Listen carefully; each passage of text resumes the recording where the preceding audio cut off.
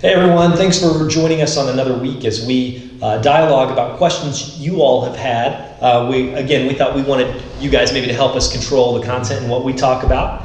And this week, Clark is gone, so JT and I had a chance to have this conversation. One of the questions we got was about biblical friendships, and it was a pretty in-depth question.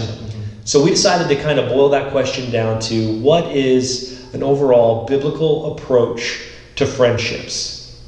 Yeah, so I think that we're created with a desire for relationship, and that's a great thing. Right. And I think about myself and my journey. I have had a lot of friends that have poured into me, great friends that have, in different seasons, really helped me, not just in friendship, but also in my walk with Christ. And I think when we look at biblical friendship, I think we've got to look at, first and foremost, the relationship of Christ component in our friendships. Right.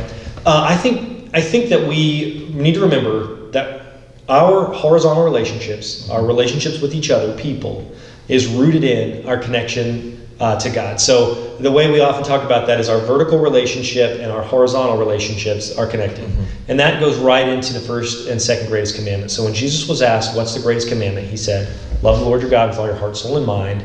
And then the second commandment is like it, love your neighbor as yourself. And I think a big part of what that's getting at is that how we love each other is rooted in our connection to God, and the way we express our love for God is rooted in how we treat each other. Right. I was thinking about this just as you were saying that.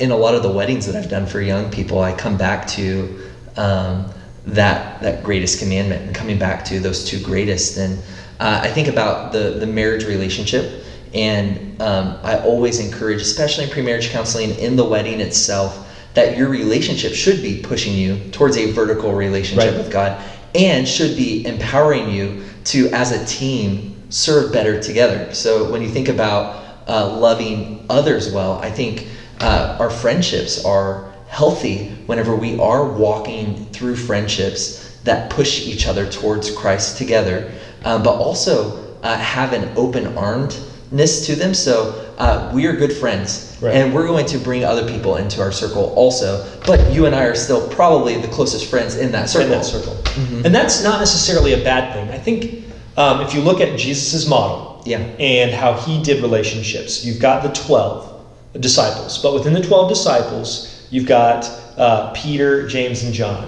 which are this inner circle of Jesus' closer friends within the 12. Then outside the 12, we know at least the 72. And then we know that there was the multitudes that followed even beyond that. So there seems to be this level of, hey, we've got community in this big group. But even within that, there's a level of intimacy that exists on a smaller level. And as we do this intimacy well, that should create space for others to be in our community. Yeah, and I think there are two things that you watch out for in that. One is when you find that friend, I think it can be really tempting to kind of recluse away and close off, which isn't living out the Great Commission together. So if you're really walking in a good friendship that really desires to pursue Christ together, you are living in a place of open armedness where you're serving together, participating in important biblical matters together. You're living out the gospel together. And then in that open armedness, people feel included in your group, but yet that closeness of that relationship is something that is really healthy, really helpful, and you don't have to necessarily feel like everyone has to enter into that place or you're doing it wrong. But there is still that component of servanthood that goes into community. And what I really want to ask, and I think this is important, so we talk about community, and community is the overarching spectrum. Yes. And then we talk about friendships within community, and you should be friendly and have friendships, but the levels of those friendships are going to look different in your overarching community. And I think that's normal, and it's good because all relationships are different. I mean, within your large community, one of the things that you should see that I think is appropriate is there should be places within your big community where you've got more spiritually mature, more, I wouldn't just say even Bible experienced, Christian living experienced believers investing in newer, younger, less experienced believers. And so that type of relationship looks different, but it's still really important. Right. And that person, when I think of the Apostle Paul, he's great at making relationships. I mean, he goes to different towns. He's constantly making new relationships, right? But how many of those people at the end of his life, when we did our study on 2 Timothy, how many of those people would he have considered his best friends at the end? It's not very many. Right, it's not very many. But does that mean he didn't have meaningful relationships? Absolutely not. I think you see tons of meaningful relationships with Paul. And I was just, when you think through that, and you think through what that looks like in healthy community within a church, and I think this is where sort of the tension lies. I think when someone says, maybe I'm struggling with friendships, they're thinking exclusively peer relationships. And I think the broaden that term, when we think about community or healthy biblical community, you're seeing multi-generational relationships. And so in a broader spectrum community, it's not just how many people look like me, act like me, talk like me, have the same interests I do, but healthy community is a lot bigger than that. And it's people investing in each other. One of the things that we talked about before we made this video is Piper, right? Yep. God is most glorified when we are most satisfied in Him. I think a lot of times what we do when we approach friendships, when we approach community, is we look for those friends to meet that level of satisfaction that only God can meet.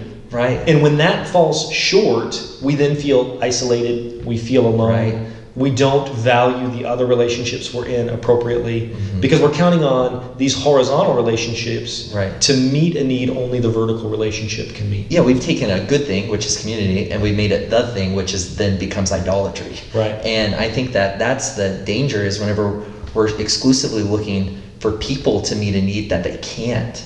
That's when I think that friendships are not doing what they should be doing in a biblical standpoint. You're even kind of setting each other up for failure. Yeah, absolutely. I mean, we talk about this in marriages, that the second you count on your spouse to be the most ultimate satisfying thing in your life, your spouse is always going to let you down. Right. Because you're putting that spouse in a place that only God can do. That same thing's true in our friendships, in our relationships horizontally. And I think this is just something practical that I've learned in relationships, just thinking about that. When we're satisfied in Christ and we're living out the gospel in our lives and we're seeking to know Him more in depth each day, if we want to grow in friendships, we're inviting people into a vulnerable place with us. So this is what I'm learning, this is how I'm growing, this is what I'm struggling with, and bringing people into that space, I think, is how you start to take the broad spectrum community, if you really are desiring more intentional friendships, and instead of just getting together and sitting in your office and talking about Chiefs football and Babylon Bee and other things we enjoy, but we go, superficial. How's your walk going today? What can I be praying for? I'm struggling today. Here's what's going on with me. Now, we know in our following of Christ that we're supposed to live out unconditional love for each other. Right. But when we begin to see this large-scale community pared down into smaller, more intimate groups of friendship, what makes a friendship really solid is when I'm expressing unconditional love for you, and you're expressing unconditional love for me. Now, when we say that, we mean 1 Corinthians 13 love that doesn't hold record of wrongs, that is gentle and kind, that wants the best for each other, that shows grace for each other. Now, when I am offering that freely to you, and you are offering that freely to me, we have a healthy friendship. Right. But when I begin to make demands on you, that creates imbalance and creates an unhealthy relationship and probably keeps that friendship on the fringe, right? In that bigger outer group. Or if I am meeting you with unconditional love and I'm not making any demands, but you're not meeting me back, it's not reciprocal, you probably stay in the fringes, still friends, but it's not that deep, meaningful experience that I think we're all looking for in those friendships. And I think at the end of the day, those friendships can be hard to find. Right, I think so too. I was just thinking through, when you talk about, we were talking about Piper being most satisfied in Christ. When you read through the Bible and you read through what our horizontal relationships look like, you see two really overarching themes. Love, the way you've been loved by Christ. Forgive, the way you've been forgiven because of what Christ accomplished.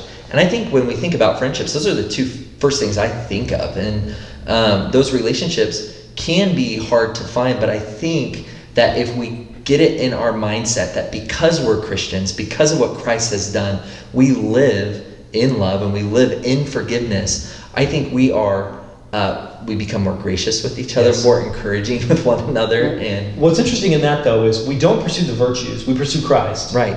And I think a lot of times we'll go out and we'll buy a book, How to Be a Better Friend. Right. And really what we need to do is, how do I fall more in love with Jesus? Absolutely. And as we pursue Christ, we love people better. We love people better. And that makes us better friends, creates an environment for more opportunities for friendship. Yeah. Hey, well, we're just really glad you took the time to watch this video. I hope it was helpful for you. If you guys have any more questions about things just related to the Bible and church life, feel free to email those in to staffjbc@gmail.com or leave them in the comments. Thanks a lot. We look forward to next week.